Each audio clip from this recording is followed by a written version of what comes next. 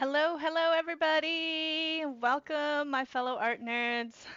Welcome to the stream. Today, we are going to be drawing shiny things with pencil. Welcome in, everybody. Hello to all of you guys who have come in early. Hey, Quinn. It's funny. I just taught a class that ended at 2:30, so I was a little bit rushed today. But whew, I've already been drawing for a while now. Welcome in, welcome in. Today we're going to be drawing with pencil and colored pencils. And you see, I have already some shiny objects here prepared. So I hope you can draw along with me, and you can use whatever drawing tools you want. You can work traditionally, digitally. Let me know in the chat what you are going to be drawing with today. Yeah, pencils and Prismacolors, Geocat.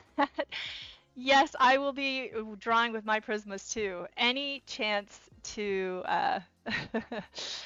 any chance to use my Prismas. Hello, hello. All right, welcome in, everybody.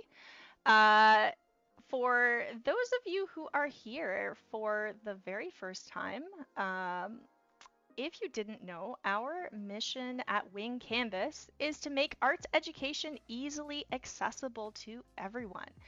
And if you didn't know, our growing community is filled with tons of art nerds, and we art nerds have to stick together. So if you're an art nerd too, be sure to check out the links in our social media and do share your work and tag us at Wing Canvas so that we can give you a shout out. We are not just a YouTube channel, we are a school of illustration. And I also want to personally thank our incredible Patreon and YouTube members who support us in making free art education content. Some of these members are here in the stream right now. So Quinn and GeoCat, you guys, thanks for joining in and thank you for your support. Members get access to tons of perks like exclusive chats and critiques as well. So you can, if you're a YouTube member, you get these cool badges that you can use during our streams. And members also get a monthly class recording, our live paid classes. You get access to those. Those are, include critique and guidance. You also get our videos before they are released, and sometimes they're director cuts. So they're fun because they're not actually the final. And also digital art working files, as well as members only critique and chat. So recently we have been hosting live critiques on Patreon. So between now and the beginning of summer, so before July 1st, if you join as a patron, if you join as a member of any paid tier, you can get access to our live critiques. They happen on Discord. These are our hours. I'm Friday at 1 p.m. Eastern Daylight Time. And you can see our instructors and other streamers specialize in different things. So my specialty is figure drawing, portraiture, painting. I kind of work in every kind of media, including digital.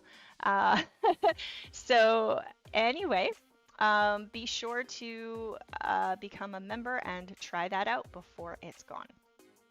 All right. So welcome in. We are going to start with submissions.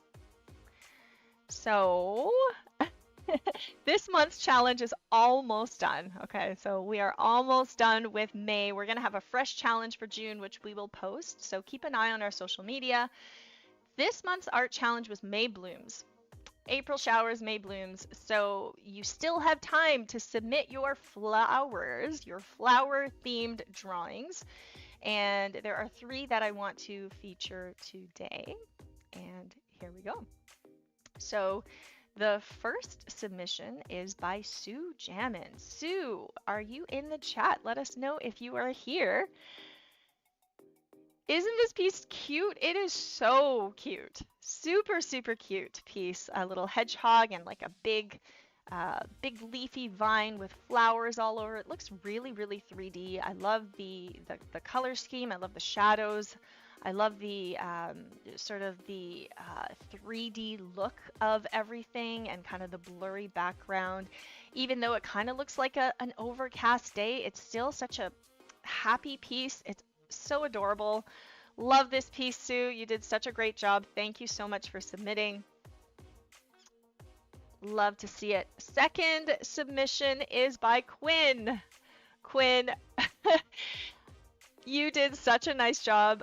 This was done along with our Mother's Day special stream where I painted orchids. So I painted orchids in acrylics, and Quinn, I think you followed along digitally. I don't know if you did finger painting with this one, but it looks amazing. You did such a nice job.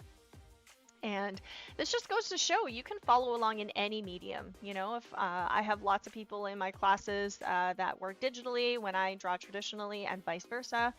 Really, it's the same thing. Really, we are learning the same type of, pretty much the same principles and the same concepts. So great job, Quinn. Looks awesome. All right. Let's see. Thank you for submitting, guys. You can submit your artwork for the monthly challenge on our Discord. So !Discord. If you can follow along, and you can follow along during our live streams. Our live streams are always themed to the monthly challenges, so you can just follow along on stream and submit your artwork. That's always a fun way to do it. And the third submission is by Captain Knox. This is a really cute character piece. I know it's kind of not Halloween, but I love pumpkin heads, and I think it's just kind of nice how these two seasons are greeting each other, and maybe it's a new friendship blooming. Beautiful piece. I love seeing the traditional art on the server. I know we have a lot of digital artists, but this traditional art, it looks really, really good. Beautifully done with markers. And just like a really, you know, just a nice composition and like overall nice posing and nice, nice personality. Great job, Captain Knox. Nice work. All right, so let's get into it. Let's get into it. Let's make things shine. So every week we put out a poll, and this week the gemstone won the poll. You guys chose the hardest thing for me to draw. Thanks. I am actually looking forward to it, to drawing a gemstone. So it's going to be a lot of fun. The gemstone, I'm going to be rendering it in color. Yes, we are going to make it sparkly. I will probably be using prismas. But yeah, gemstone won by like a long shot, like a really like twice of any of the other themes. So looking forward to drawing this. All right. So let's get started. And I can see both our mods are in the chat. Hey, Kevin and Joanne, lovely to have you back. All right, so let's talk about what makes things shiny. I have a couple of shiny objects here. These are just, you know, from my studio. Shot glass. I don't usually keep a shot glass in the studio, but I think it's a nice object to draw. I think a lot of people have trouble drawing glass in general. But if we take a look at these two objects for a minute here, if you want to draw things that are shiny and you know, you really study shiny objects, okay, you'll notice that things like metal are super high contrast, right? Super high contrast. So you can see, like, in terms of the values, look at the shiny parts of the metal. The shiny parts are just as white, if not whiter, than my paper. I do have some lights, some studio lights above me, so you know, you can kind of see the reflection in these objects. You can see that light. The nice thing about metal, though, is that it reflects colors around it. Okay, so if I take my eraser and I kind of put it, you know, within the vicinity here, you can see it's starting to reflect some of that pink, right?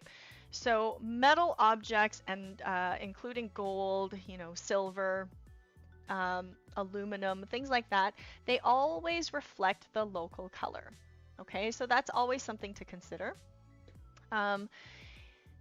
The shot glass here, so the shot glass is, or any glass in general, first of all, you can see the light going through and kind of casting a shadow, right?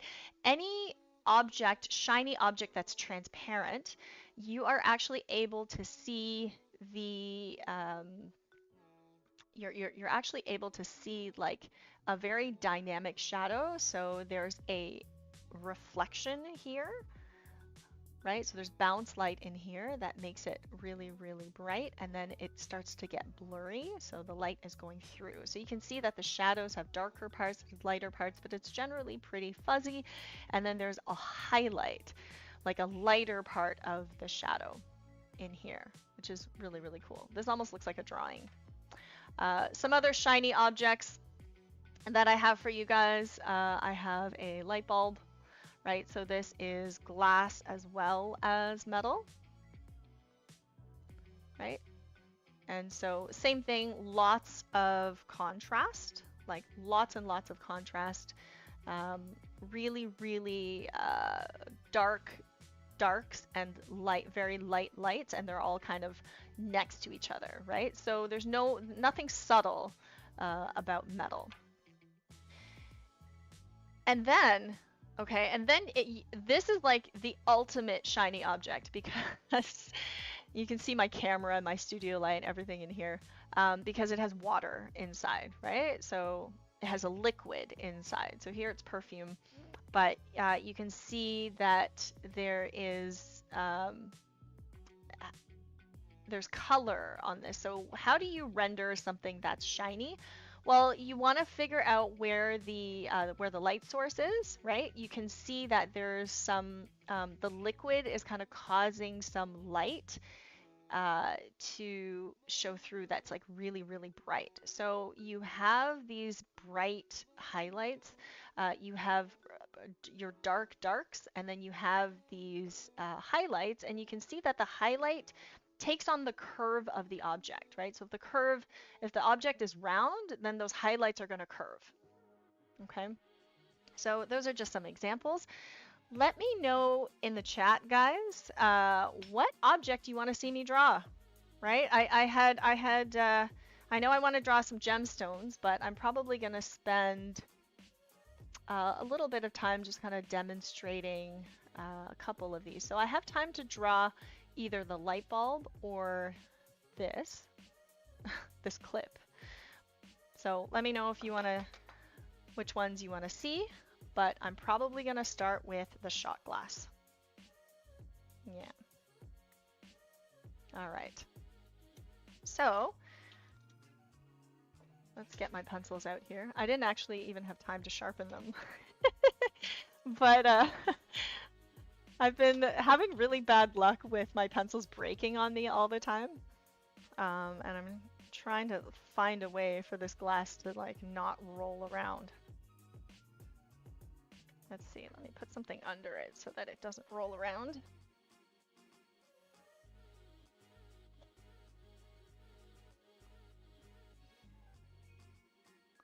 Just kind of taping it there. All right. I should combine the bottle and the shot glass. Yeah, maybe I'll draw some liquid in the shot glass. We'll see.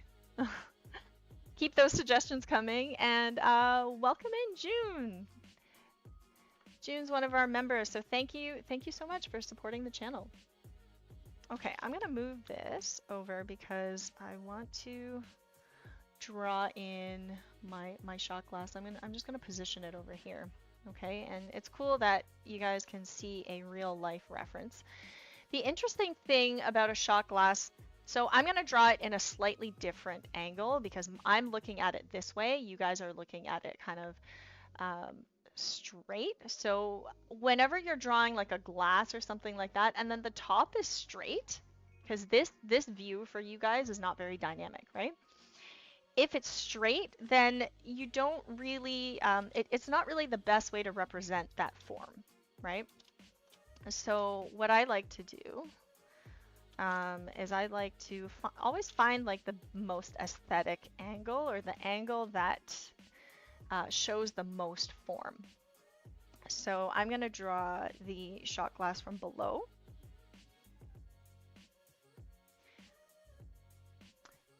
And will I be drawing the tape? Can you even see the tape? No, I will not be drawing the tape. Okay, so first of all, I'm just going to sketch out the ellipsis. A lot of people have trouble drawing the ellipsis. You know, it's tough because if you don't kind of like if you just sort of draw the top and then you draw the lines and then you draw the bottom, sometimes they don't connect very well. So what I like to do is I'd like to draw the top first. And one thing about ellipsis is something to consider is your POV. Okay, let me just grab a scrap piece of paper here so I can show you what I mean.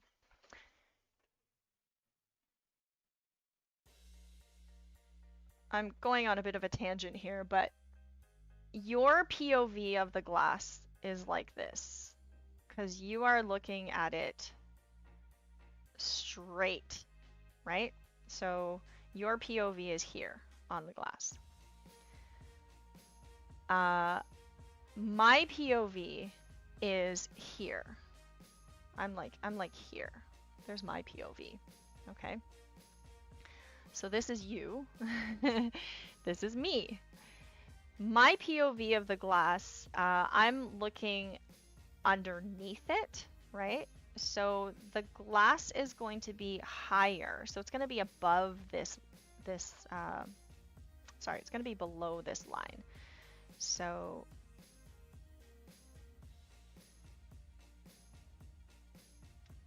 I can actually see the bottom of the glass, right? And a little bit of the top from the other side, okay? And the general rule is, how much of that bottom do you see? The closer to this POV you get, the larger the ellipsis gets, okay? So let's say you have a coin. If you are looking at the coin exactly from the side, it's going to look like this. But as you move down, right, that coin's going to get bigger and bigger and bigger and bigger until it's like exactly a circle, right? And then the same thing with the top. It's going to get bigger and bigger. So you can see my glass here, this ellipsis should not be wider than the bottom. So the bottom one should be wider than the top. But in this case, the bottom one is smaller. So generally, like, they look very similar. As long as these two ellipses are similar, you should be good. But if you really want to follow true perspective, this bottom would be wider. Okay. So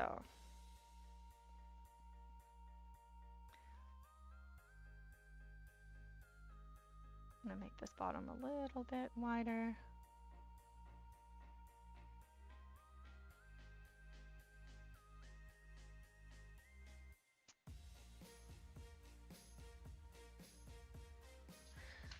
Okay, so you'll notice that I didn't really draw out the sides of the glass, because when you're drawing glass, like, the worst thing you could do is draw an outline around the whole thing. What happens when you draw an outline is it tends to look really flat. So I'm only drawing the lines that I see, and I'm going to use broken lines. So, you know, you want to use lines that are more like this, like dynamic, right? Versus lines that are very cartoony. So you can draw either perspective, but I'm drawing, I can see the bottom of the glass, so my drawing is going to be slightly different than the reference picture.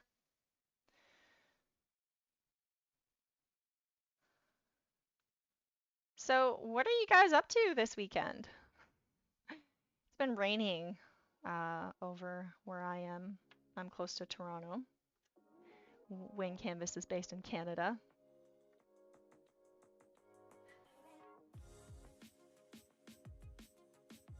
How are you guys doing? What are you up to?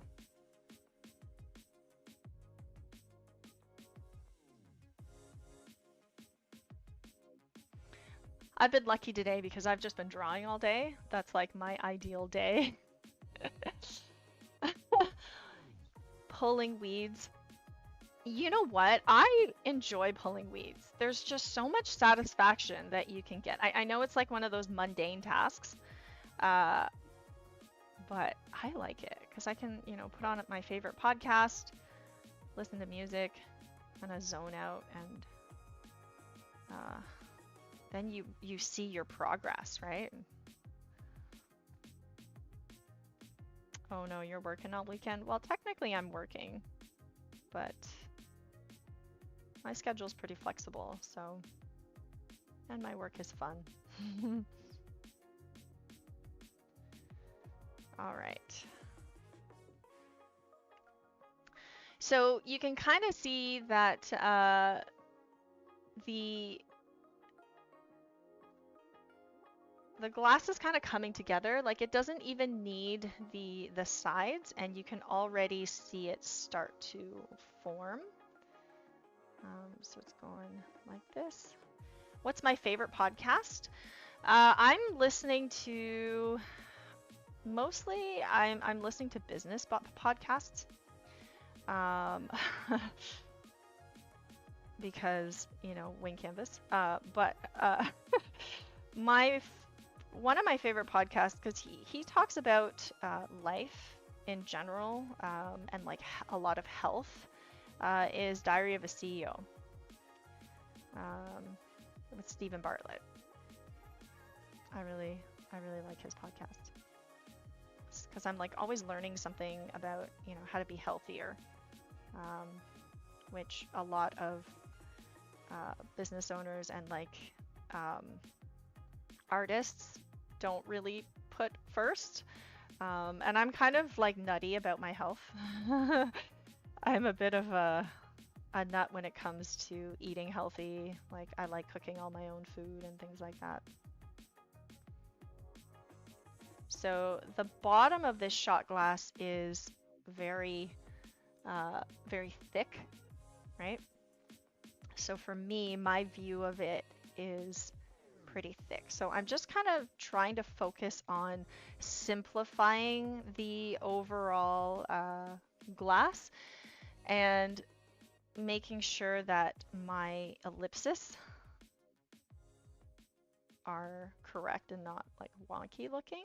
And then I'm going to start to shade in the glass.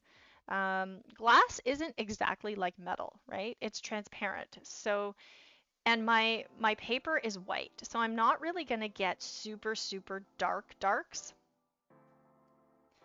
I'm really only going to get the midtones.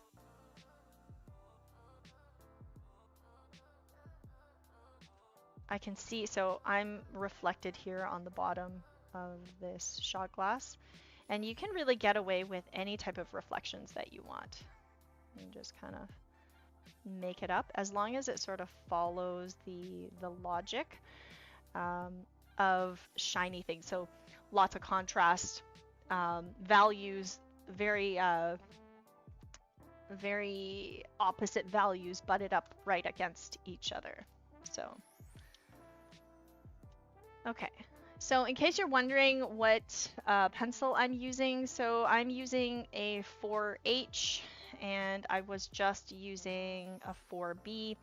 That's kind of my range, like between 4H and 4B, and then I'll use like an HB, I'll use an H, I'll use a B, but I'm kind of like, my sweet spot is in between this range. I know there's like 6B and 8B, and basically those ones are great for when you need to shade a large dark area, right? It allows you to shade really quickly, but it doesn't give you as much control, and the softer the pencil, I guess the more grainy it becomes. So the softer the pencil, the more grainy it becomes. And then the harder the pencil, so right now I'm still using my 4H, the harder the pencil, the nicer the shading becomes, right? You can see how nice and smooth this shading is. Really, really nice and smooth. So I'm just kind of building up this value here.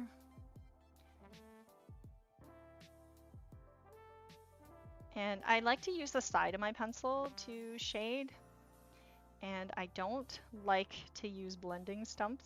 If you've attended my streams before, you probably hear me just vent about blending stumps. It's like one of those things that artists think they need, but they really don't need it, unless you are only drawing in pencil and you want to make the background blurry.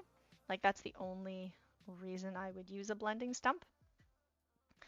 Otherwise, I feel like blending stumps aren't a good way to shade, because then you don't actually learn your pencil pressure, right? And if you don't learn your pencil pressure, then you rely on the blending stump, and then all of your drawings look kind of smudgy. Hey, Droll Fox! Nice to see you. Welcome in. Hi, kitty cat.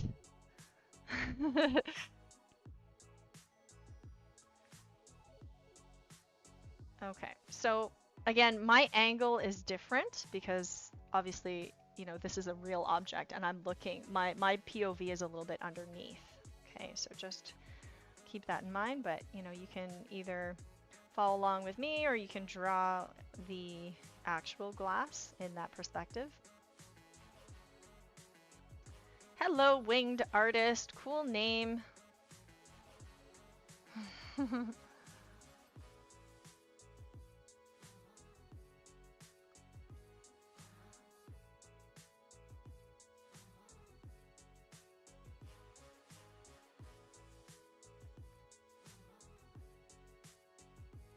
Yeah, glad you guys could stop by. Even if you pop by, say hello, you can always catch the VOD afterwards. We post, all of our streams are available after. But yeah, let me know if you guys have any questions about drawing shiny things. Like, I'm here to answer your burning questions, okay? So let me know what you personally struggle with when it comes to drawing shiny objects, or just drawing in pencil, or drawing in general.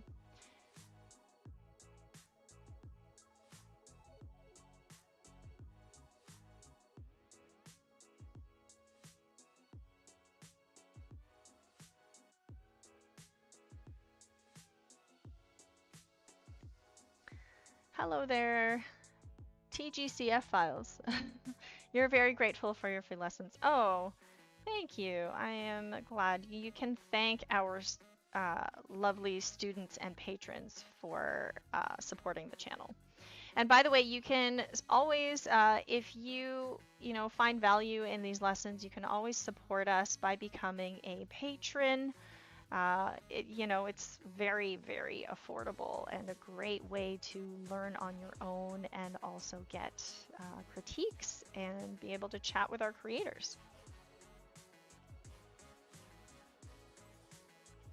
We have YouTube members as well, and our members are pretty chatty on the Discord. We spend a lot of time on the Discord. And even if you aren't a member, you can still join the Discord and get community feedback. Members get feedback from our instructors, but you can always post your artwork and find a great community of like-minded people, the art nerds of the world who discover our channel and then join our community.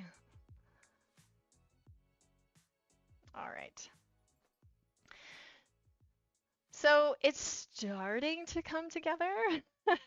I guess with the shading, you just have to be a little bit patient and to really pay attention to which way you want to shade, right? So if you're drawing something shiny, typically speaking, if I was drawing like my arm, right? Let's say I'm drawing my arm, I would not shade up and down. I would shade, in the direction of my arm. So I would kind of, shade across my arm. But if I'm drawing a shiny object and I'm drawing like a glass or a metal object, it's better to shade up and down. It just makes the object feel smoother and,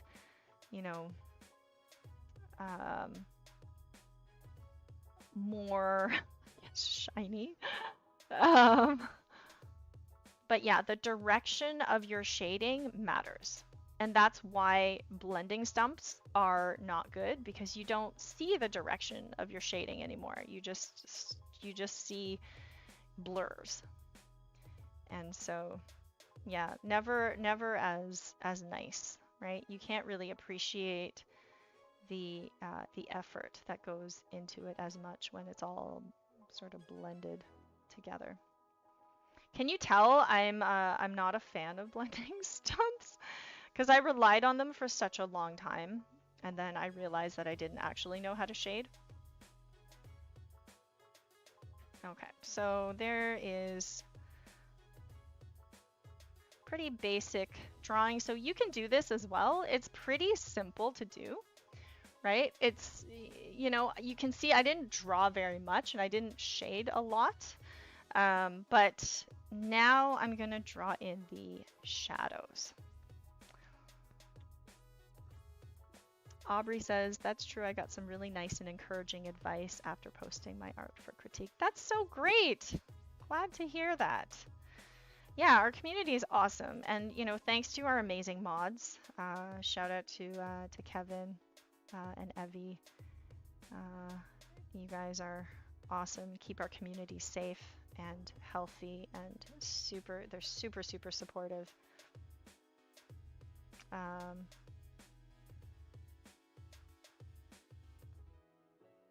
Yeah, join the Discord. That's where we are the most active, and that's where you will find us. Talking about art things, you'll get pings for our live streams so that you can join in, and you'll be the first to know about stuff. So I used to teach a class called realistic drawing at Wing Canvas, and so I did a lot of this type of, you know, pencil rendering, and it was a lot of fun. Realism is kind of one of those things that you need to learn to really work on your skills. Realistic drawing it's not like, we still have the class, but it's not called realistic drawing anymore. It's called drawing foundations. And you know, same class, but the idea isn't really about realism as much as it's about, you know, getting your foundations right. Because why we renamed the class is because, like, we don't just do realism. We, you know, we learn realism to be better illustrators.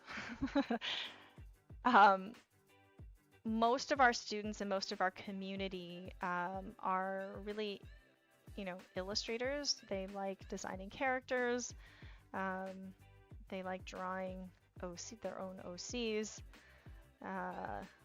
You know, they're inspired by video games and anime and comics. And so drawing foundations, like, this is really building your foundations. Sure, this is a realistic style, but once you know how to draw like this, then you'll be able to simplify it and you'll be able to apply it to any type of illustration style. Right, so if I was simplifying this and making it into an illustration, I would probably, you know, even simplify the values even more. So here I'm just putting in some very subtle shadows and trying to kind of build in that lovely contrast. Starver says you just came in and it looks like which one is real type thing.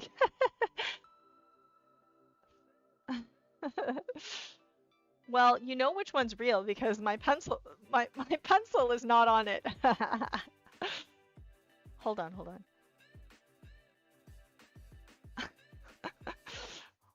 Did I fool anybody?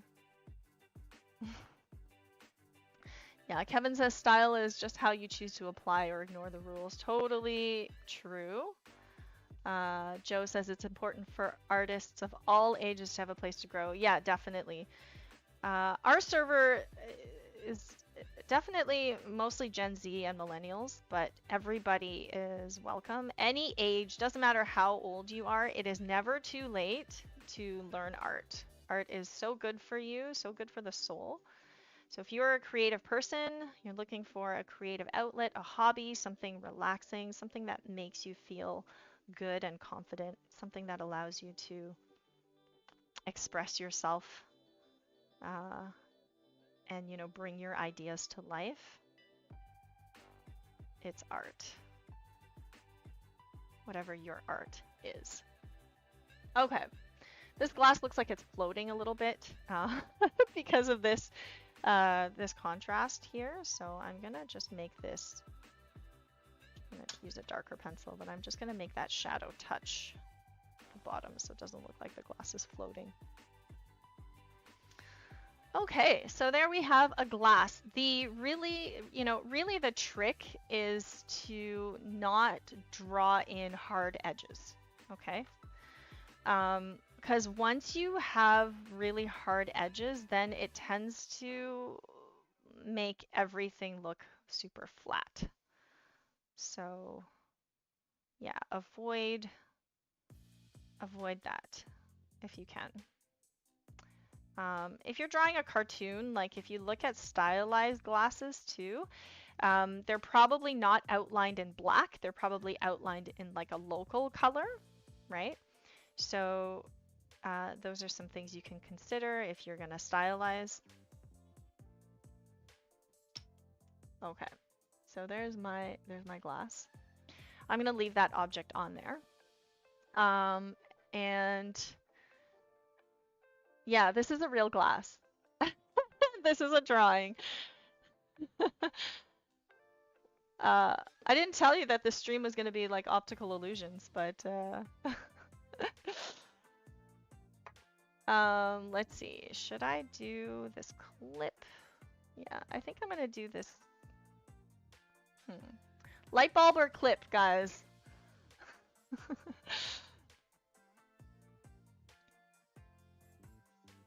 I do like the light bulb. I'm gonna choose the light bulb. Kenny says clip. Kevin says bulb. Come on, guys, we need a tiebreaker. Bulb. Okay. The bulb also has glass, right? But the glass has aluminum, or it has metal. I don't know if it's aluminum, but it has a metal coating in it, so it's like super reflective.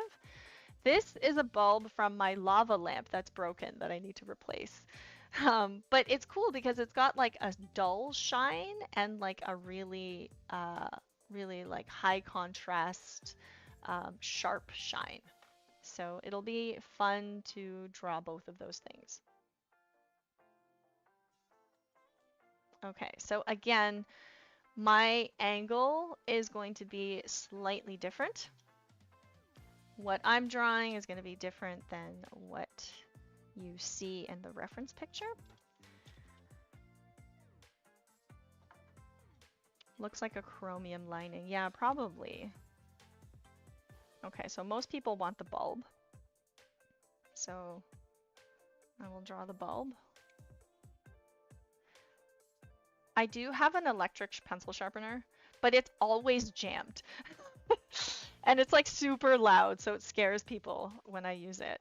So I'm just manually sharpening my pencils.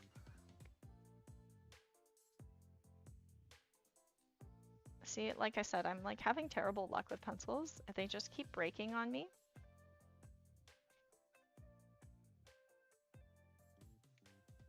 Oh, I think it just broke again. Oh. You know what I think it is? Is that like I dropped these? I dropped this set, and like I think all the leads are broken. I know, it's the worst feeling. Come on, come on. Oh, it just broke again. Oh my goodness. Okay. Not that one. Let's see. Let's move on to a 2H. Come on, 2H. Come on, 2H. Be good to me. The 4H is not my friend today.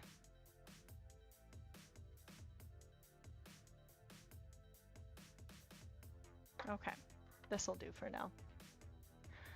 Okay, so let's draw this bulb. Again, my angle is going to be slightly different. You know how many sets of these pencils I have, Kevin? I have like, oh my goodness. Because we used to, when we were a physical studio, we used to have a, like a little shop. And so I still have these pencils. I have like probably 20 sets. So yeah, you know what? I'm just gonna pull out a new set for the next stream. I'm trying to be like, you know, good and finish these pencils, but they're no good after they've been dropped. All right, so the most important thing when you are drawing something that, when you're drawing an object and the object is cylindrical or has like an ellipsis, you usually have to get that shape right. If you don't get it right, everything else kind of backfires, right? So you really want to make sure that it's right. So a good way to check is just to, you know, divide it and just check that those quarters make sense. You can also, if you're working digitally, you can also flip it. And then I'm gonna find the sort of like the middle of my bulb here. And then draw in the next section. When you're drawing objects, you really want to think about forms in their purest. So, you know, instead of trying to draw the outline, you want to build your object using simple forms. And then just make sure it's following perspective, right? So pretty simple. I just kind of drew an oval shape and then like two cylinders that are stacked on top of each other.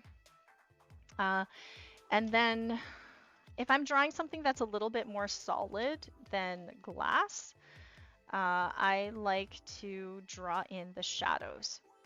I talked about this before, but if you think about your value scale, right?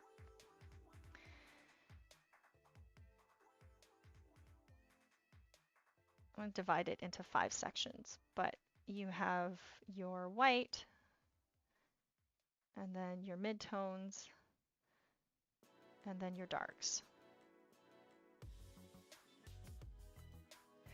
By the way, value scales are usually, they're always odd in steps, right? Because you don't really want to do a value scale that has 4 steps because you don't know what middle gray is. Value scales are odd. Someone's gonna see this and they're gonna be like, why? They look very boring to me. How are they odd? But they're usually 5 steps, 3 steps, or 7 steps, you know, or 9 steps.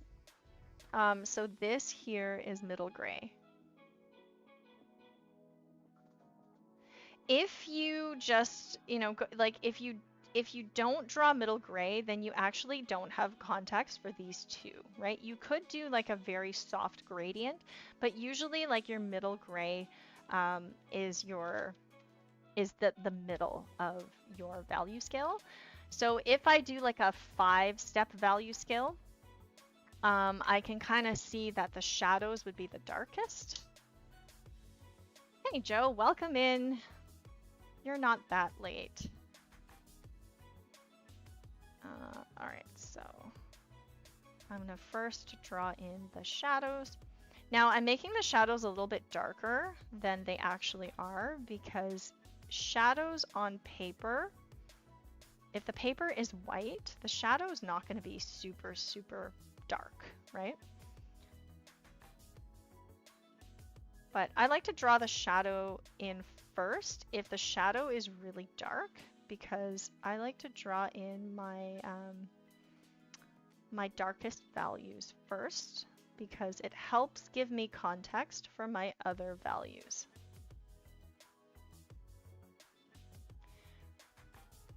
Let me know if this has ever happened to you. Have you ever started shading a drawing and then like you shade it, and then it kind of takes forever? Right? Because you shade it and then you're like, wait, I need to make it darker. Wait, I need to make it darker. And then it just takes forever to shade. That's probably because you didn't start with your darkest values. So starting with your darkest values will just give you a better sense of like how dark you actually need to go so that you don't do extra work. Luna Moon says, what scales did you use for the glass? What do you mean by scales? Like value scales? Value scales, right?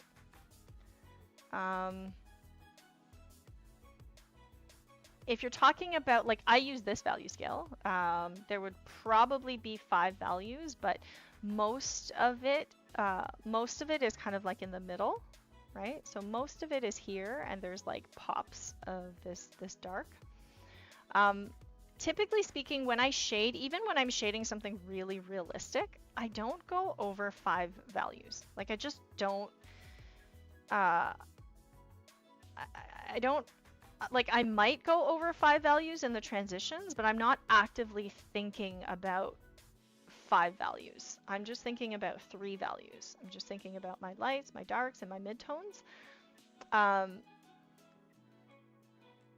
Sometimes I'll go into 5 values if like my midtones are just a little bit too simple, or in this case, I need something more subtle.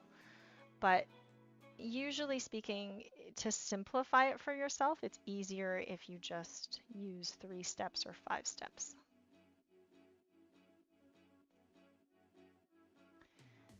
The reason why a lot of people struggle with color is because of value, not because of color. Because when we start to draw color, it adds like another level of complexity, right? And then what that does is it just makes it really really hard to focus on your values, and your values are actually more important than your colors. So same thing goes with painting. And it's something I always tell my students, like in my classes, I'll just tell them like, you know, forget about color, focus on your values, convert your reference to black and white if you need to.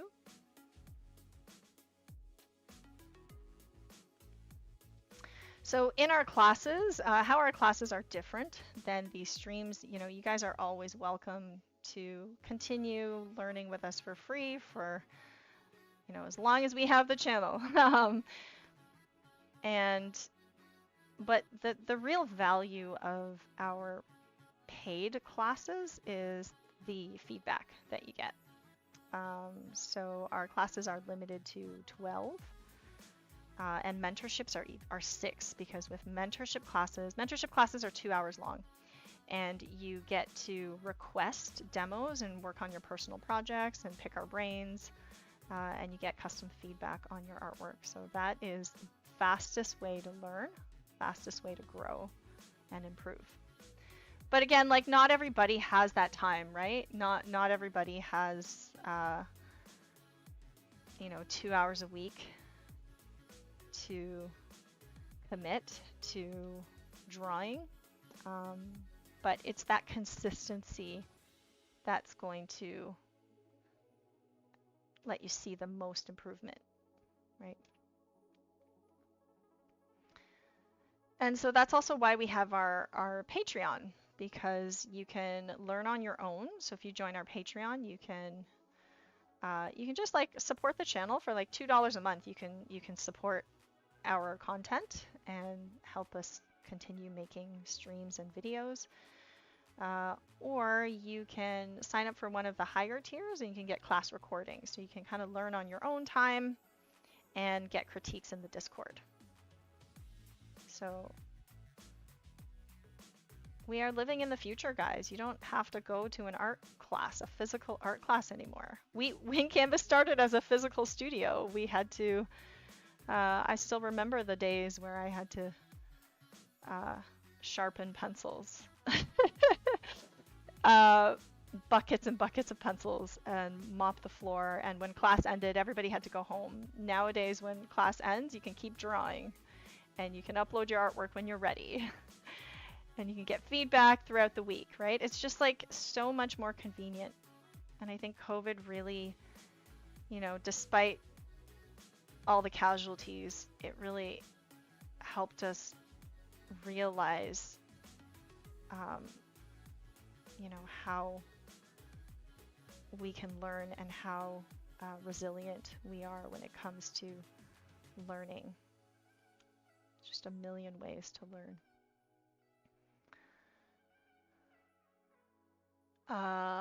So Luna says it's hard to spot midtones. If you have trouble spotting or like looking for values, the best thing to do is to squint. When you squint, everything kind of, all the details sort of disappear, right? So with this light bulb, it's mostly, there's not a lot of midtones. Like if you're drawing a shiny metal object, there's really not a lot of midtones. It's mostly like very high contrast darks and lights.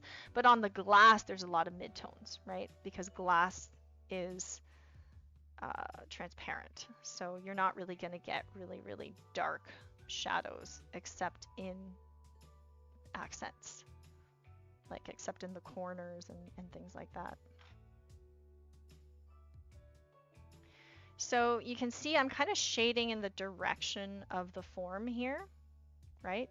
Like I'm not shading this way, I'm kind of shading around that circle, and that direction is really important.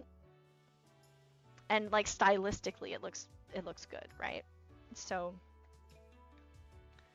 it just, there's shading that's nice to look at, and shading that's kind of like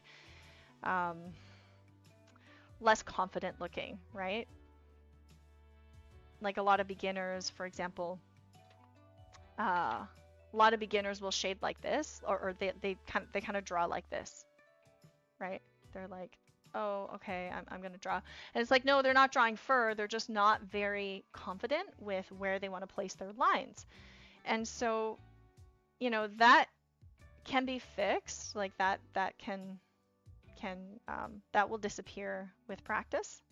But also, identifying, okay, you do that, and trying to kind of break that habit.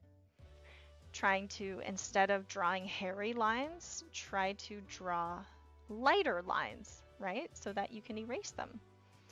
Try not to draw with your wrists, but draw with your arm. Those are all things that can kind of help you build confidence.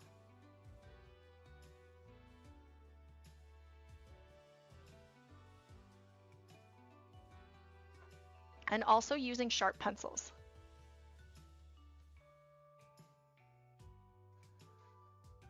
Yeah, Joe says some days improvement will seem slow, but if you aren't enjoying the process anymore, it's worth taking a break.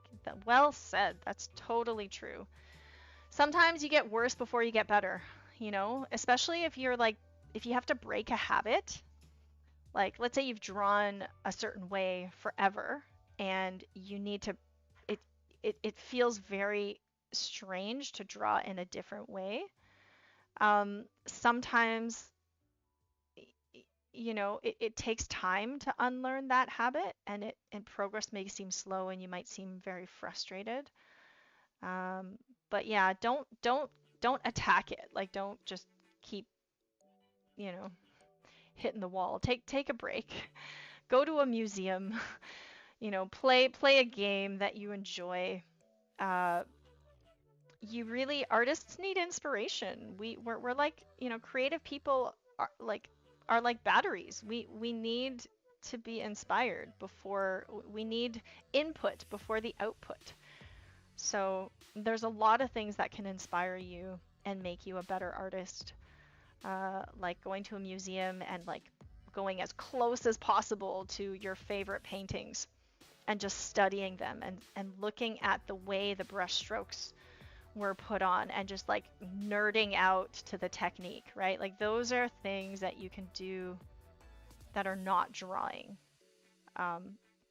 Observation is something that is not really,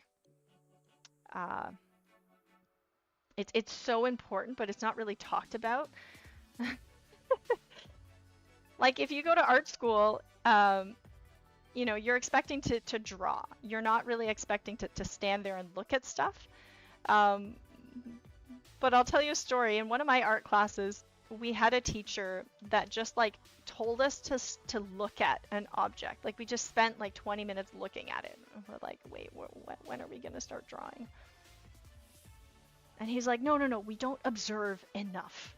We don't observe enough. You guys have to just look at it and study it so that you can draw it with your eyes closed. And I was like, okay.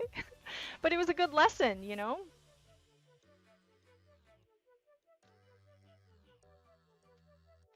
I can tell you nobody has stared at this light bulb as much as an artist who has drawn it.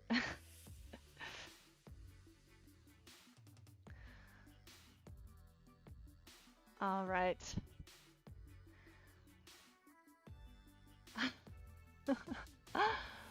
Kevin says play hockey. Unfortunately, I definitely want to play more hockey, but I kind of slept funny, so I didn't play very well this week. Okay. All right, so there's the second object. There's the light bulb. Because it's black and white, it's actually a lot easier than if I, tried to add color and reflections, but I do see some colors. Like I can see myself reflected in the bulb. You guys can't see me, but I can. So, if I wanted to draw something in, like if I want to draw in like a pattern or like something, you can hide that in metal. Like you can draw any reflection you want and it'll still look good as long as you kind of follow the rules of value, right? And drawing shiny objects. So let me make some notes here before we move on.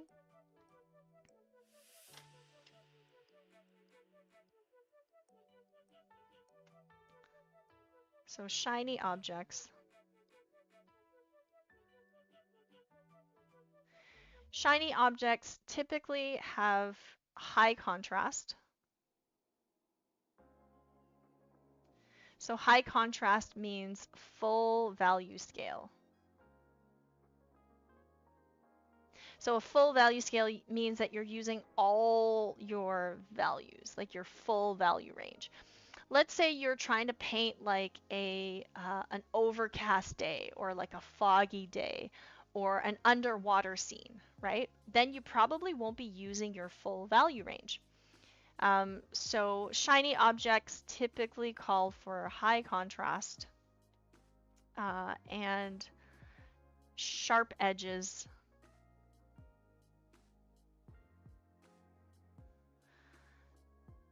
Sharp edges. What else? Reflections. Reflections of local colors and surroundings. So an example of reflections of local colors and surroundings, let's say this light bulb was outside, right? And it's surrounded by grass. Like if you stand outside and there's there's a forest around you, there's going to be green in your skin tone.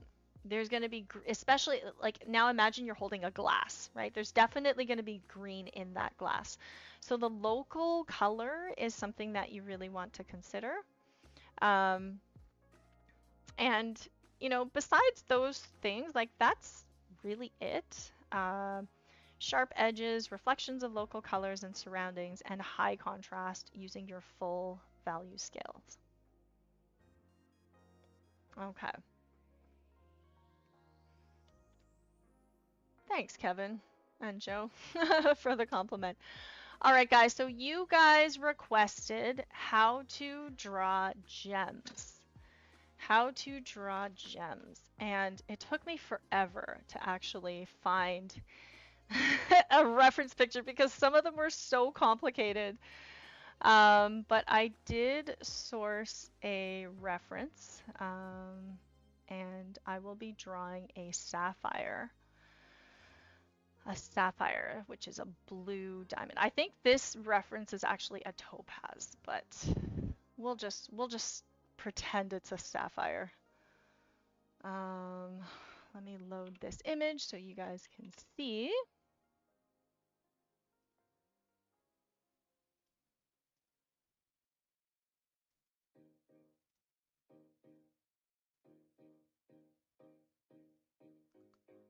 That was my reference picture. I really wish that I had a huge gem that I could put on my paper. That would be nice, but I don't. I once had one of those huge glass diamonds, but I don't know where it went. I might have given it away. All right, so let's draw this gem. So you can see some properties of the gem. It's kind of got the highlight within the reflections, and you know, it's got high contrast, it's got sharp edges, all of those things that we talked about. So, all right, let me pull out my prismas.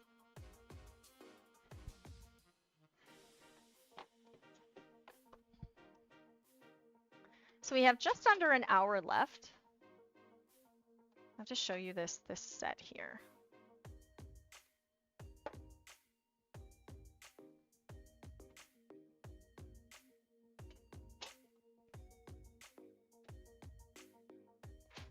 I kind of spent a while organizing it. I don't know if you guys are like me. Like, I love organizing pencils since when I was a kid.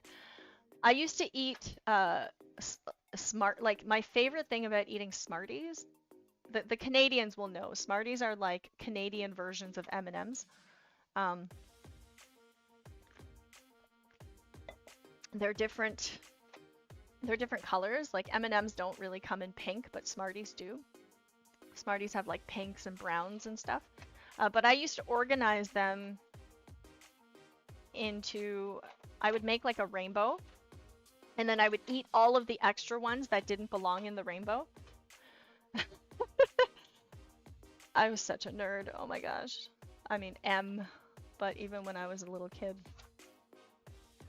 That's when you know you're an art nerd, right? When you organize your candy based on color or your wardrobe. That's really when you know. You keep yours numerically organized. Well, you're a lot more technical than me, GeoCat. I even organize my Legos by color.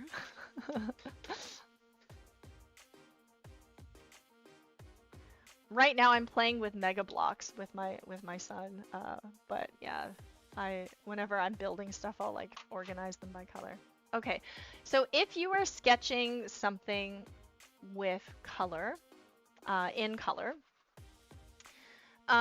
usually I'll just start with colored pencil. If you are not comfortable starting with colored pencil, then you can sketch in pencil. I just find that like if I sketch lightly enough, I can erase my colored pencils, like my colored pencil lines. So I rely more on pencil pressure to draw, you know, to shade. I rely more on pencil pressure than I do with like using pencil and then putting colored pencil on top. Yeah, if you're an animator, you might be able to to get the erasable blue colored pencils or use them. I've used those before. They're great. Okay, so let's start with this gemstone here. If you have trouble drawing an ellipsis, like ellipses are so hard, right? It's just like an oval, but they're so hard. You can kind of draw in the top and the bottom, kind of how big you want it to be, and then you can draw in like a middle line.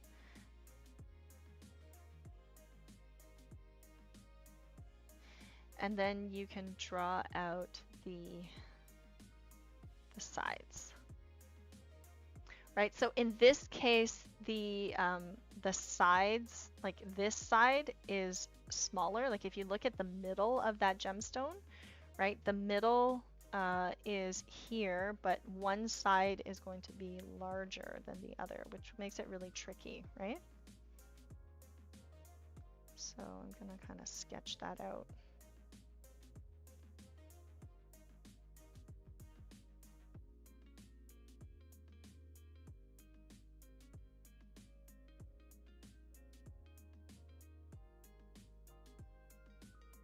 Also, turning the paper really helps. I've kind of learned how to draw without turning the paper because you know, I stream my classes, and like if I turn the paper, it gets really hard to see on camera. But yeah, I definitely suggest you turn the page while you draw, because like there's always one way that's easier for people to shade and draw. And if you recognize like which direction that is, then you can always turn the paper to get like the nicest curves. Like it's very hard for me to draw this curve. Okay. So for this, I'm like gonna spend like a crazy amount of time just getting this ellipsis right. And one way you can check is like you can obviously like rotate, right? If you rotate your paper, like if I rotate my canvas, I can kind of see it's more pointy on this side and more round on this side. So then I have to fix it, right? Which is why rotating your canvas is really important, because it gives you a different perspective.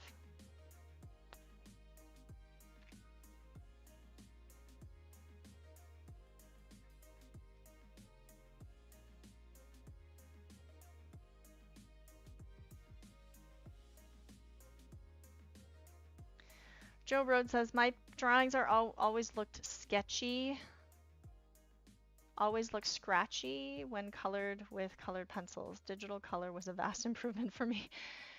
I know what you mean about the scratchiness. I think it could be one of two things. Are you talking about colored pencils specifically, right? Like pencil crayons? You're probably not pressing hard enough, or your pencil crayons are not good quality. So if or your paper is too textured. So there could be multiple reasons. Right now I'm just trying to get this circle right. Like I said, if I don't get the circle right, everything else kind of doesn't work, or it's just not going to look very good. So I'm spending a lot of time just on this one circle. And then the gemstone is fairly geometric, right? Like the cut of it is fairly geometric. So I'm going to turn it again and just check to see if I have any weird bumps. Like I can still see it's like pointier on one side. So I need to make it as smooth as I can.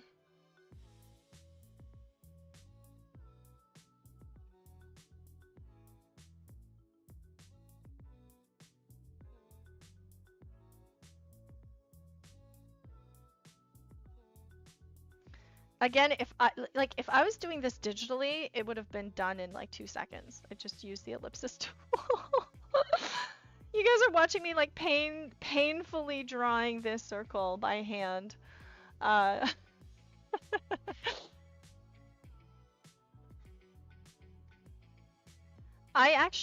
took a design class where it was like a typography class, and I actually had to draw letters, and I had to draw them like really, really accurately, and it made me really appreciate digital because you have like all those built-in tools.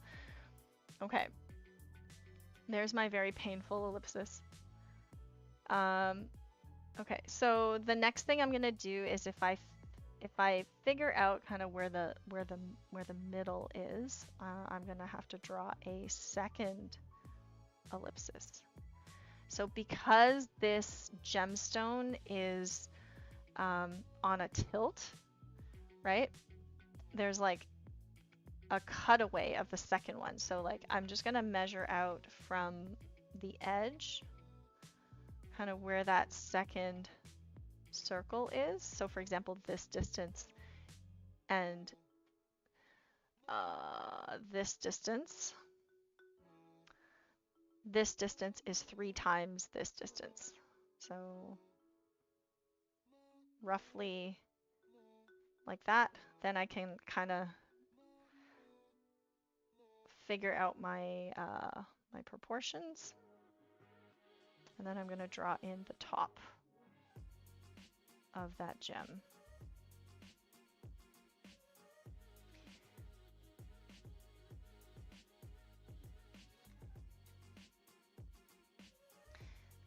So you might be wondering like, okay, the gem is geometric. Why did you draw a circle? Like, why did you draw a non-geometric shape? And it's because if I tried to draw a geometric shape, it's kind of like trying to draw the pattern of a soccer ball without drawing the ball. Next to impossible to make it actually look decent, right? Try that. Try drawing the soccer ball without drawing the ball. Like try to draw the patterns on it. It's like really, really hard to do.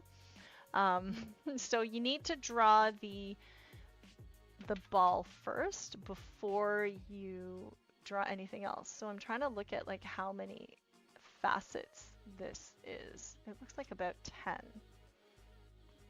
Oh my gosh, I didn't know that a gemstone was going to be this difficult. The next thing I'm gonna do, I'm not gonna worry so much about making it exactly, like I'm not gonna take out my ruler and just like measure it out. I would if I had tons of time, but I only have 45 minutes left in this stream. So I'm just gonna guesstimate, okay? I'm gonna guesstimate because I don't have time. So, and like that can be a good thing. Like this is why I enjoy streaming and I enjoy doing, you know, drawing in plein air. Plein air is like when you're painting live on location, and that's because you have a time limit. Like I love life drawing for that very reason. You have a time limit, and like once that time's up, you're done. Doesn't matter if you like it or not, you're done. And that kind of forces you to make decisions to speed up your process or just to simplify because you have to, right? If I had like 10 hours to draw this, then I would spend 10 hours. If I only have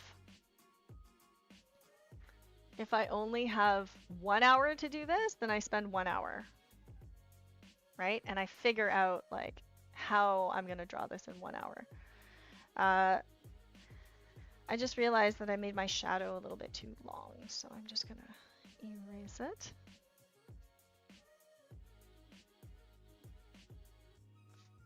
Hi, Colfer. You arrived in time to see me draw the gem, and I just spent like 10 minutes drawing a circle, so you didn't miss that much. Okay, so I'm gonna just focus on drawing shapes here because I don't really have time to, I'm just gonna eyeball everything so you can kind of see like this shadow here. It's sharp on one side and it's like blurry on the other side. So the farther away you move from the object, the blurrier it tends to get, right? The farther away from the object, the blurrier it tends to get. So you can also see that there is texture that's reflected at the top here, like in this top plane, from the tablecloth underneath the gem. But I'm just gonna ignore that for now and start to put in my values. So I'm putting in like a very light blue. And if you take like a light color and you kind of go on top and you blend it, that's how you get rid of those like really rough looking pencil lines. And also Prismacolors out of all the colored pencils are probably the best quality. So you get like nice creamy textures instead of really really scratchy lines. Okay, so now I'm drawing those facets along the circle. And these are all pretty hard lines, but you can see like you start to lose them, right? You only see little bits, so I'm gonna ignore the parts that I can't see, and then I'm gonna start to shade in, just give the gemstone an overall blue.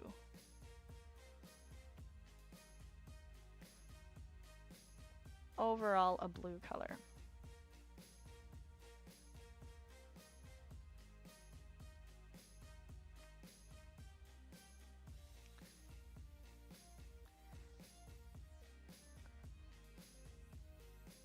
So it gets to be pretty light at the bottom, but I'm just giving it an overall color. I've kind of drawn out some shapes here.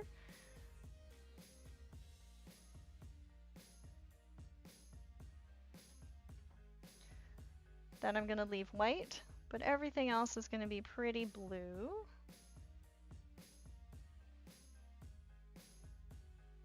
So many facets. I know it's a little bit, my eyes are going a little squirrely. I'm just realizing now that it's very complicated. So, you know, when you're drawing something complicated, like how do you simplify it for yourself? How do you cut down a 10-hour drawing into 1 hour? You have to really think about like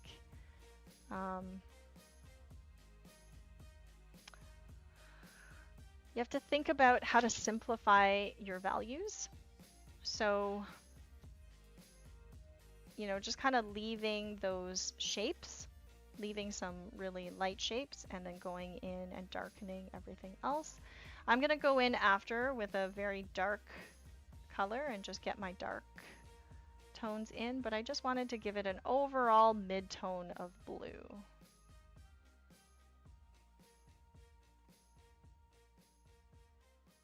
So you can see I shaded it blue, right? But it's not the right value, and I don't really know what the right value is because I don't have my darks in yet. So this is exactly what I was saying with, like, you know, establish your darks and lights early. Even if you're a digital artist, like if you're a digital artist, I definitely suggest you start with a color. Like, don't start on white, because white is like a very extreme value, right? So everything against white looks dark. Everything against white looks dark. So if you start with white, it's really hard to draw in things that are light. So starting with like a gray background or something is always better. Like a light gray background. Unfortunately, I didn't choose a colored background. I chose a white background. So it's okay. I will suffer through this. Let's test out these colors.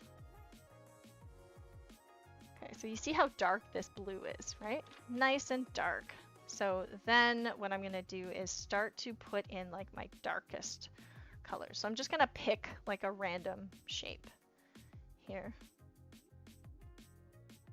And I'm gonna go full dark.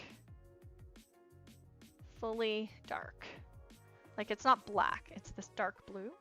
But you can see, like, that's how dark I need to get, right?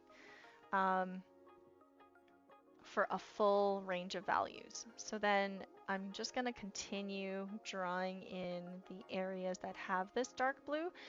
And sometimes, like, you have like a lot of different things going on. For example, like this entire section is dark. Like this entire section here is dark.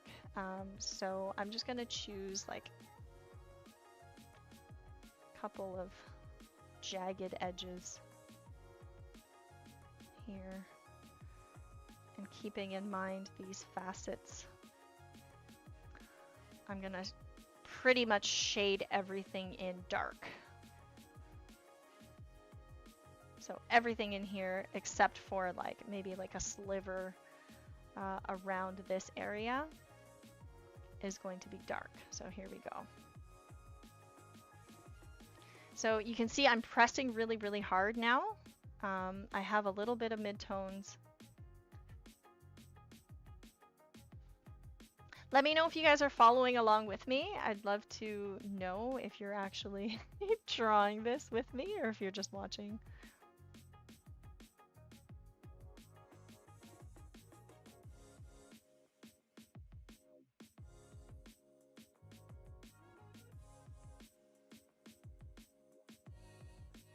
So I'm paying attention to my edges and my values. So when you're drawing shiny objects, your values are number one.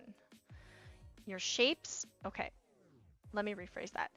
Your shapes and your values are number one. Shapes are really important because if you get the shape wrong, the values don't really matter. Like your shape is your overall structure and form, right?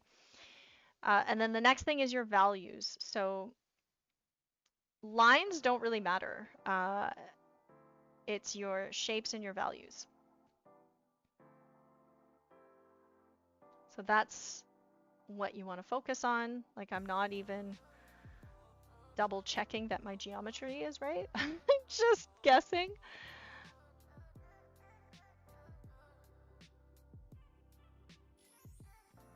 There's like a chevron shape here in this reflection. And again, like don't worry so much if your reflections are a little bit off. Reflections are so dynamic that your brain is not going to really know if you didn't draw something exactly like the reference. You should definitely have a reference picture because, you know, it's impossible to draw something complex like this without some kind of reference picture, but you can always simplify it, right? You don't have to draw everything that you see. Like all of those little tiny bits of refracted light, you don't have to draw in.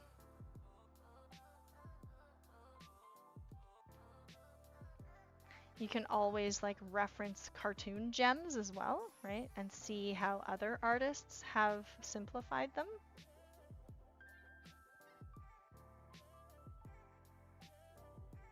But basically I'm looking for shapes and starting with my darkest values and kind of working my way up.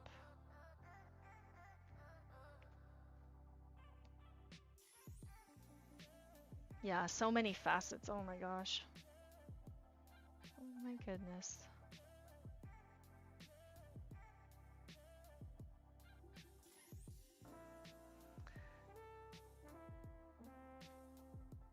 Although I have to admit, like, even though this is complicated, I'm trying to squint so that I just see the big picture. Like if you squint at the reference picture, you kind of just see like an overall value, right? Like the bottom here is generally darker. There's a little bit of a glow down here. And then this is all like similar in value.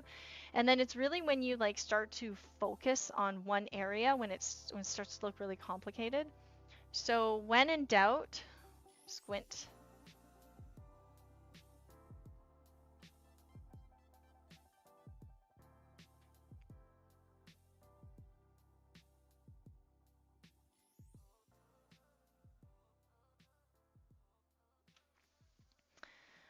No one would even notice if they're off, so who would look so closely besides the artist that made it? Yeah, exactly. Exactly. You can definitely simplify this this approach. I'm trying to, but I also I'm like I want to draw these as many as I can before I run out of time.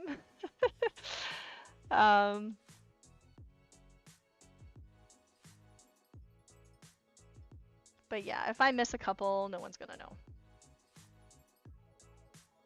unless you like really compare it to the reference. Okay, so got in some of those darks.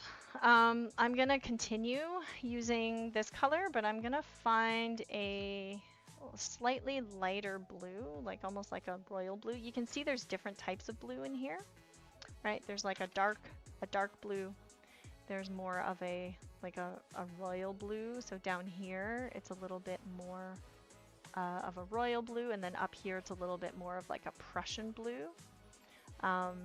So a blue that's like a little bit more muted and desaturated, and here it's like super, super bright. So,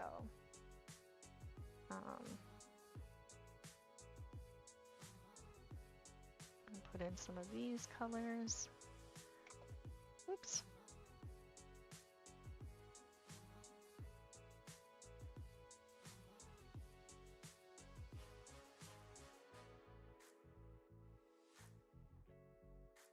And then find a blue that's like slightly lighter in value.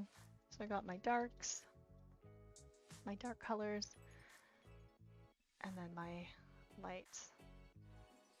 And then if you just kind of multiply these colors, that's kind of like a digital term, I guess. I wouldn't really call them multiplying if I didn't think about it like a digital process, but like if you mix colored pencils, you get the richest tones, right? So you probably, if you're getting like kind of sketchy or scratchy looking lines, you're probably not pressing hard enough, or probably not mixing these colors. So if you mix them, then you kind of have to press a little bit harder.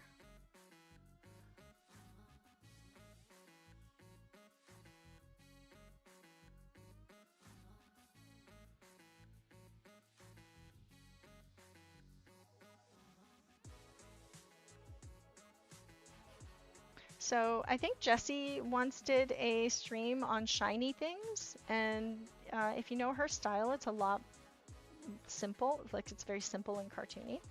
So it's also a good way to watch, like if you're not into realism, you can like check out, you know, ways to simplify.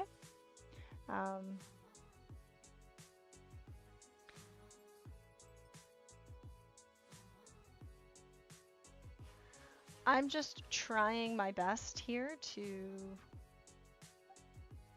draw it in as realistically as possible, just for fun, because I like realism. There's something about it that's like so satisfying when you draw something and it kind of looks like you could pick it up. It's very satisfying. It's just kind of, I know with like with illustration, it's about simplifying and stylizing, right? But even when I studied illustration, I went to Art Center, and even when I studied illustration at school, we had to learn realistic rendering. Like all I wanted to do was draw stylized stuff, but studying realism got me really into it. It was really fun for me, and so I hope that it's fun and not too frustrating for you guys. Okay, so I'm taking a different kind of blue, and you can see I'm just adding to my previous colors and just making sure I have a really, really sharp edge.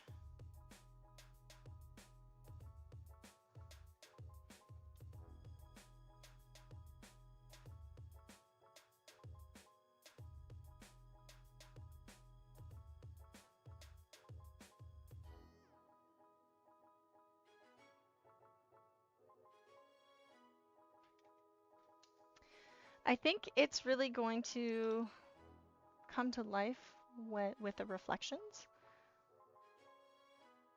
So just like trying to focus on the pops down here and like the saturated colors. As you can see, the shadow is relatively dull, right? But it's really like this part that is the most satisfying.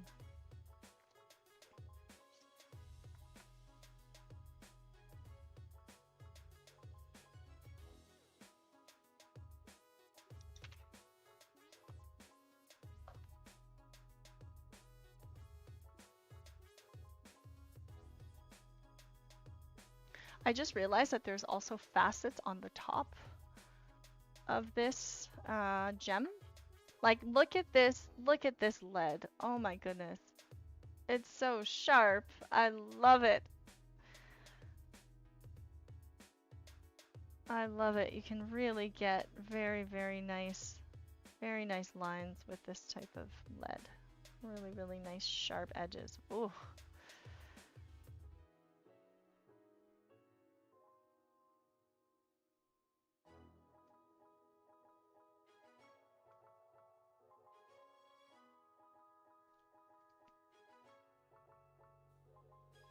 So if you want to add detail to the top, like again, it's very, very subtle, right? Sometimes we add detail and then we kind of lose sight of the big picture. So that's always a struggle, not to get tunnel vision when you're drawing, right? And then you can see I went a little bit too dark here. Like there's a lot of brightness in here that I'm missing. So you can actually get that back. I'm just gonna use a hard eraser and just try to get some of those lights back.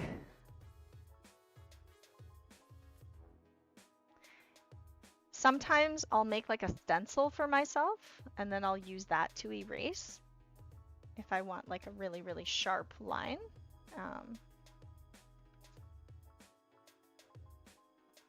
But usually like I can get some of my paper back. And then when I was like learning how to draw and shade, sometimes I would want to make a change, but I can't get that white of the paper back. So I would use like an X-Acto knife and I would just kind of scratch off the pigment. And then it left my paper a little bit fuzzy, but like you couldn't really see it. So that's a hack. So if you're doing like a really really complex drawing, consider using thicker paper just so you can have something to scratch off, because I think it would be really hard if you're using a thin sheet of paper to kind of get that same effect.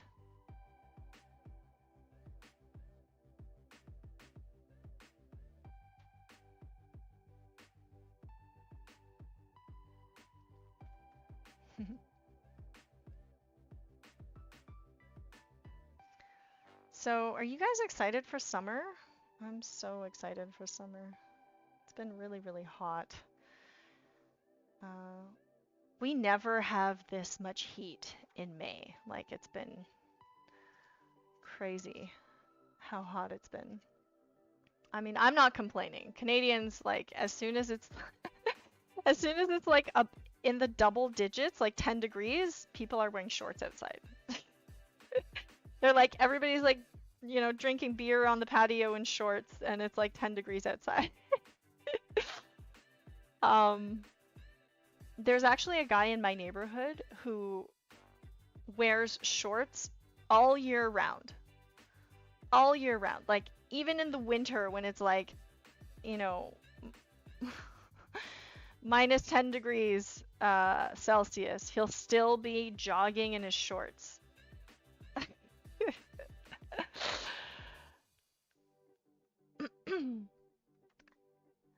I've been spending some more time outdoors, and every day I have to go pick up my kid from daycare, and so I drive along the same route. And I noticed that there's this guy in the neighborhood. Actually, the daycare is very, very close to where Jesse lives. So, but still, it's I always pass by this guy who walks his cat. Like, he has a cat, and he walks it on a leash. And he walks them every day at 4 o'clock. I see this orange cat with a leash, like, walking down the street. And I'm like, wow, that's real dedication. Like, don't you get a cat that... don't, like, people get cats so that they don't have to walk them? That's why I got a cat.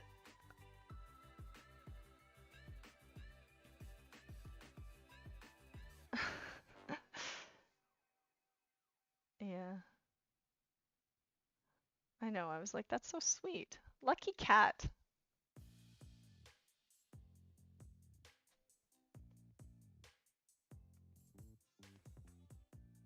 Okay. I wish I had like a neon blue or something that I could really use for this bottom part.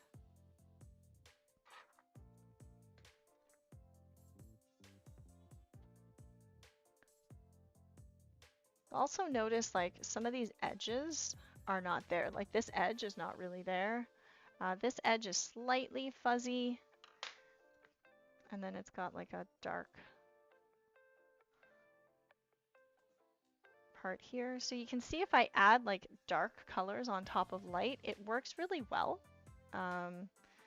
So it's really just figuring out where you want to place those colors and how you want to mix. So luckily this gemstone doesn't have any local really reflected colors. It's pretty basic. And even like these reflections, like they're all kind of competing with each other, right? So if you have more than one reflection, then you need to choose one to make it more, to make it like the dominant reflection, and then everything else is secondary. Joe says, come down south. Where down south? Where are you from? I used to live in California, actually, in LA, and it was very hot and dusty. I did miss the winters. Like, I miss winter sports mostly. Like, I really like skiing and skating in the winter. So I do really like winter because I feel like when you live in a place where like it's summer all year round, you don't really feel time pass by. Maybe because I'm from like a place that has 4 seasons. When I lived in LA, I was like it just, looking back, I can't even remember which year was which because it just felt like one big long summer. Georgia. Georgia's nice, yeah.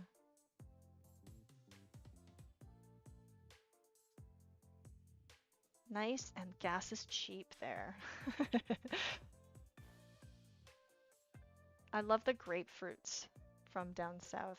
Like the citrus is so good. We just, up north, we just have apples. We have apples, cherries, pears. We don't get those tropical fruits.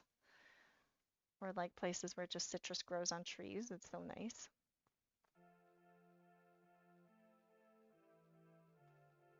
Very hot.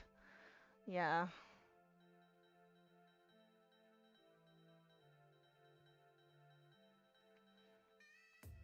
Yeah, apples. Apples are just like, they're so plain, but yeah, they are delicious.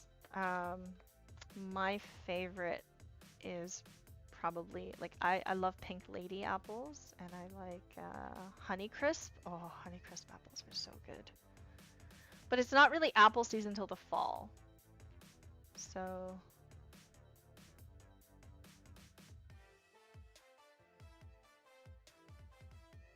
I'm looking forward to the strawberries. We're working very hard on our garden right now. Trying to grow our own fruit.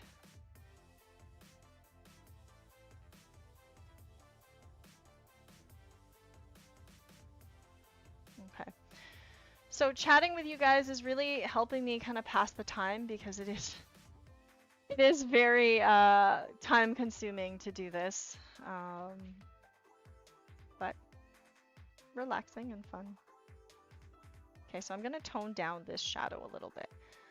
It's a little bit too bright, right? The brightest shadow is actually, sorry, the brightest highlight is actually here and like down here, right? So if I make this part too bright, then this part is it's gonna get lost.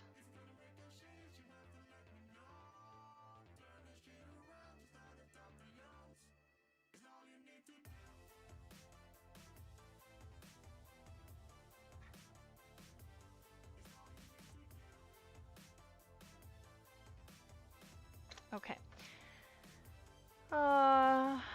This shadow, I gotta make this shadow darker. Like, it's actually pretty dark and smooth, so this shouldn't be too bad. I just want to make sure that I get like a little bit fuzzier as I move down to the bottom.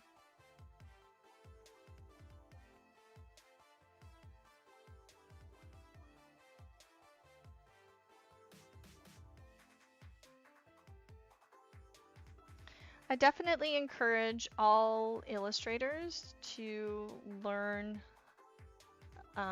realistic drawing techniques, because it just really helps you study things. You understand how things work better because you observe them more, and then it then helps you stylize things better and helps you simplify them.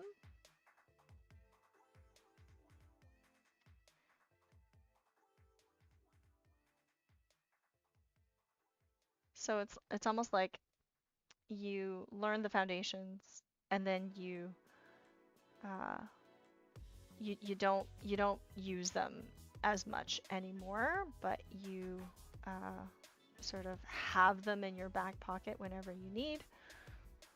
Right. Okay, so this shadow here, like right along the gemstone, is going to be very sharp, like really sharp here. And then if I need to erase and make like a sharp line, I can just use my paper as a template for that really sharp line.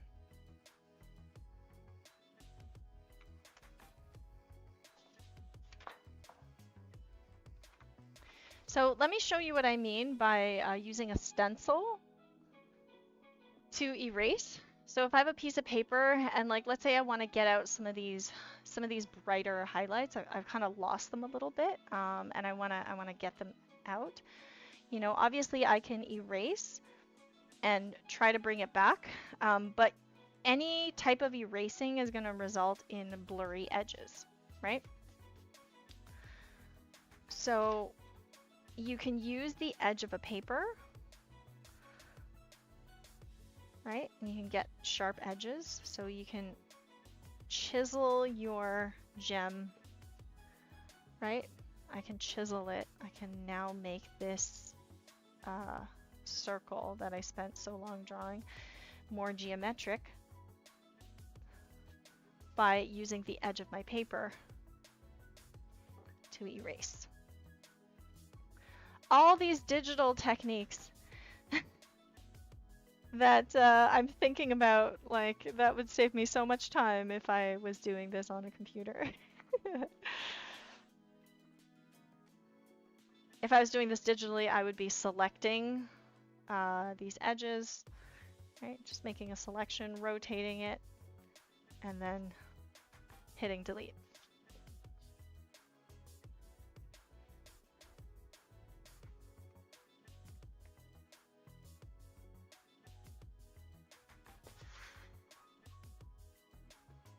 So I'm just going to turn this. Woo! 10 minutes left. Let's see if I can finish this.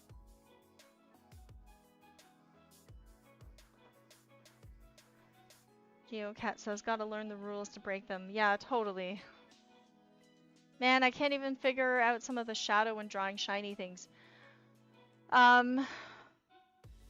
What are you having trouble with? What is the one thing that is the most confusing? If I can understand, I can try to help you. What is it about the shadow? Is it the shape of the shadow? Right now I'm just trying to get the shadow to be really blurry.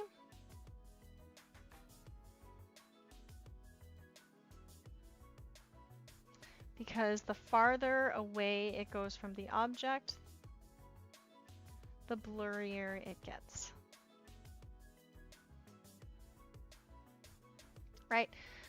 And then if I want the shadow to look even more dramatic, I have to make it darker. Darker as it's closer to the object.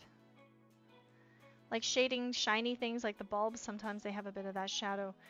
Do you mean the shadow inside the bulb or kind of like on the surface going through the bulb?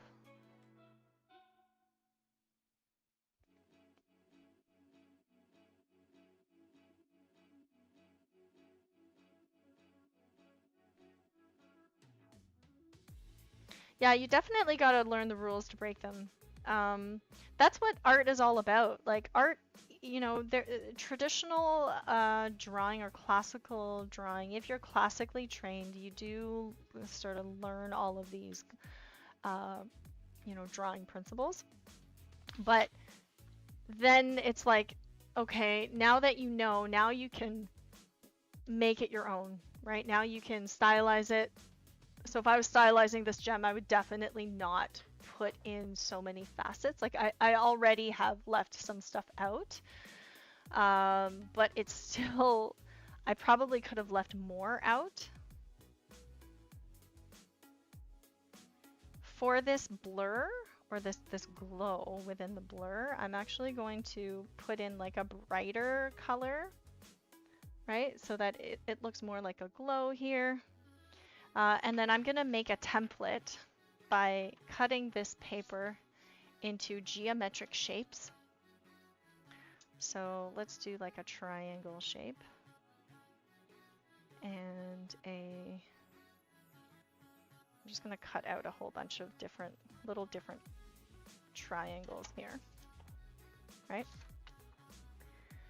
And then I can say I want to do like a light shape over here.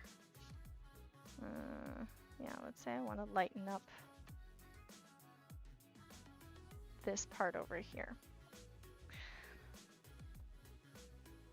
I just put it down and then I use an eraser and kind of press really hard.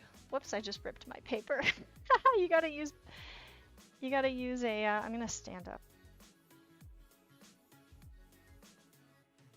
I'm gonna use stiffer paper.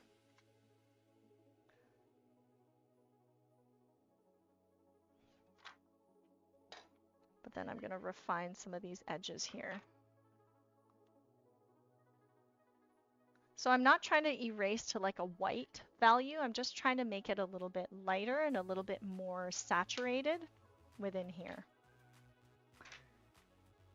Moon says, I like the surrounding of the light was either kind of harsh, but sometimes soft. Yeah, so your hard and soft edges. Oh, thank you, Joe, for the donation. Thank you so much. Really helps us support the channel. I really appreciate it. Are you drawing along with me? Or are you just watching? Hopefully you can attempt this at some point.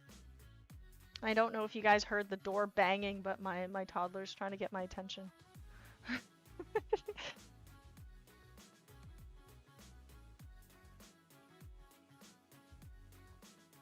Okay.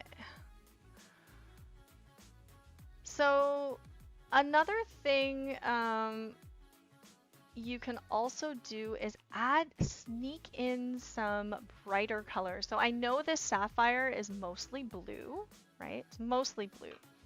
But if I added in like a little bit of yellow here and there, it might actually give it more, make it feel like it's even more saturated. I guess I'll have to show you what I mean. You didn't hear a thing? Oh, okay, that's good. It was very loud. I could hear it with my headphones on. Okay. Let me get my yellow. Let's see if I have any neon colors here.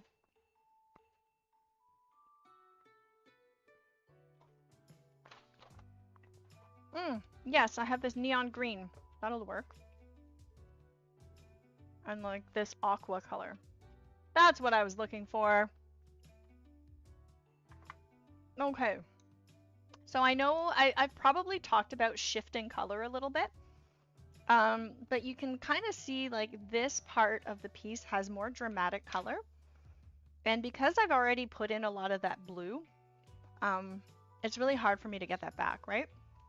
So what I can do is just take this neon green and go underneath.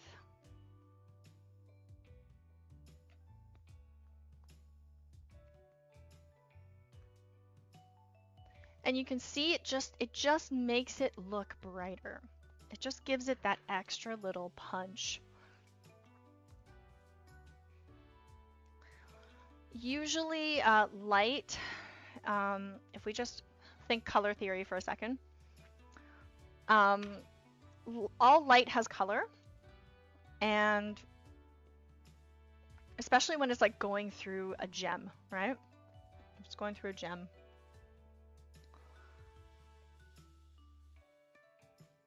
Okay. Yeah, you can always, you know, whenever you're ready, you can always follow, you can always watch one of our previous streams, or,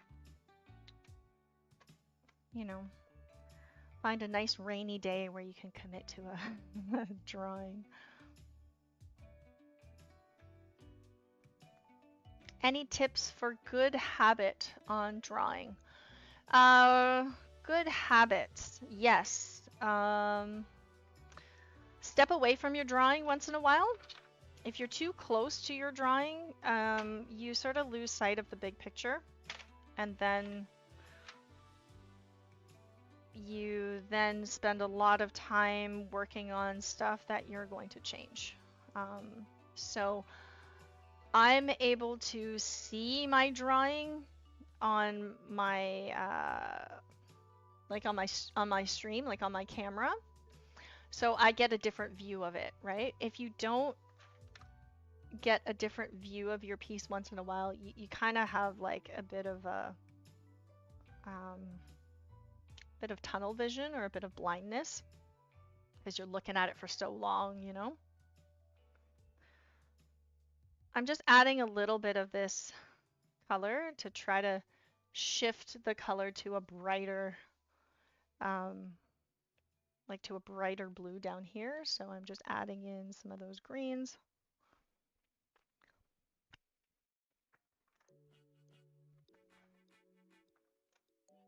And yeah, so that's pretty much it. Like other tips I have, we have a blog on our website, which is I wrote it years ago, but it's 8 essential tips for better drawing. And like there's things like posture, right? If you have bad posture, I see a lot of students who just like are really close to their drawing, and they don't, you know, sit up straight. You're looking at your drawing skewed, right? And then it's not gonna look very good or very accurate. So sitting up straight is like one of those things that not only is it good for you, but it helps you become a better artist. Drawing with your wrist is not as good as drawing with your arm. If you draw with your arm, you have a lot more confident lines. If you're only drawing with your wrist, then your lines will probably look a little bit shaky. It probably won't look as nice. Practice pencil pressure. Don't rely on blending stumps. Those are a few of them.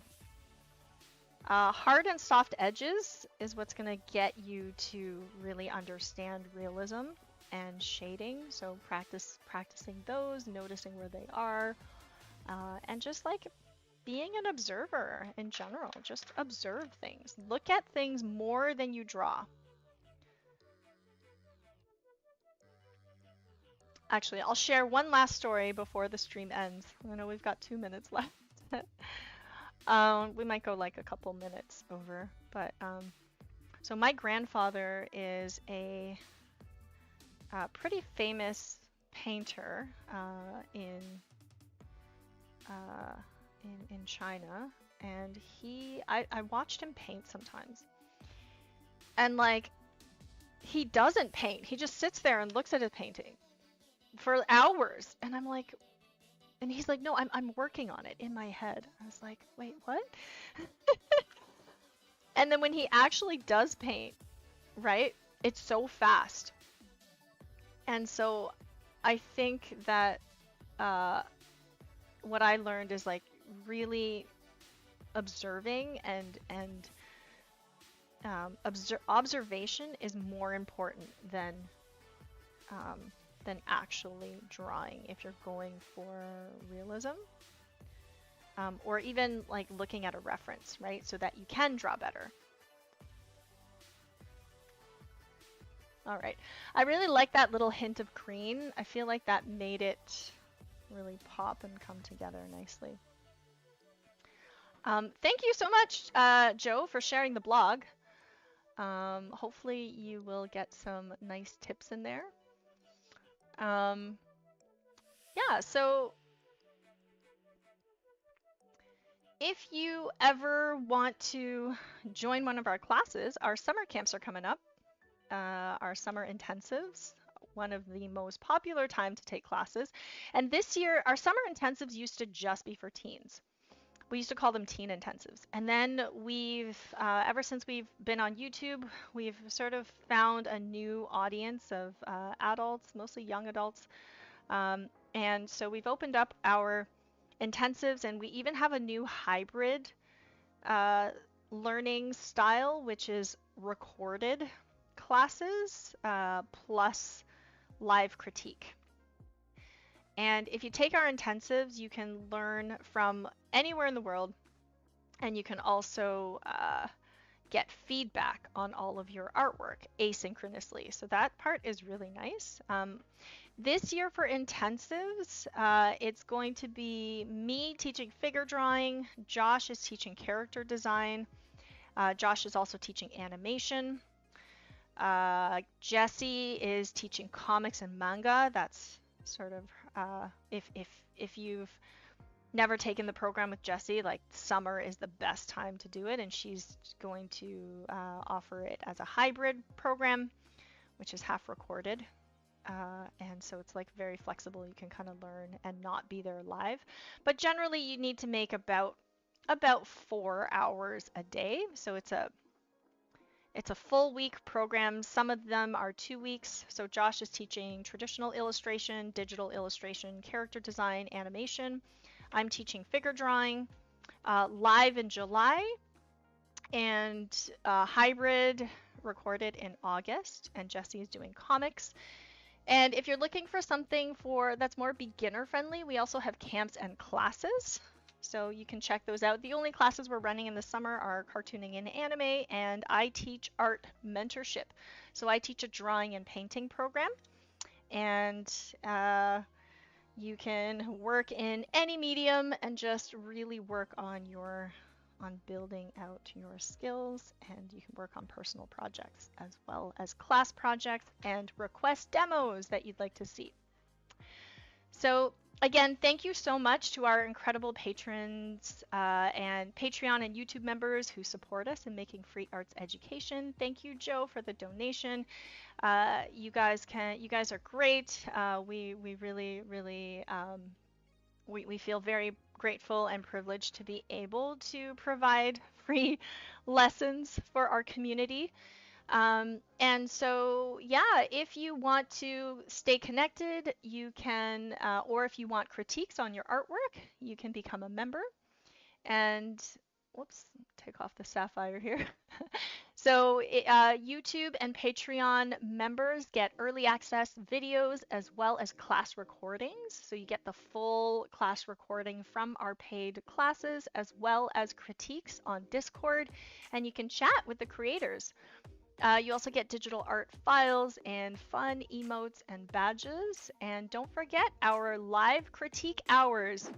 We have live critiques from for members of any tier.